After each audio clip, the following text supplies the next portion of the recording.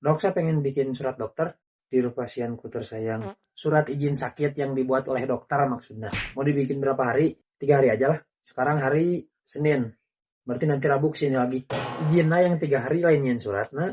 Alamat di mana? Kenapa emang? Nanti saya kasih ke kantor pos supaya dikirim ke alamat kamu. Ya kudu ribet pisan yang anu hese wae. Nah, beres. Ini namanya surat dokter. Ya. Kalau ini surat cinta untuk Starla. Kalau surat yang pertama kali diturunkan dalam Al-Quran, surat Al-Alaq ayat 1-5. Ih, pinter, diskon 50%. Sik, kalau hafidz Quran gratis. Bukan lagi. Tapi kalau dokter mau izin bikin surat dokter gak? Teuing tah. Terus kan dokter mah kerjanya di rumah sakit. Lamun gering ke rumah sakit. Rumah sakit lah. Banyak itu. Itu mah sama aja kayak tukang batagor, lapar, terus jajan batagor. Iya juga ya.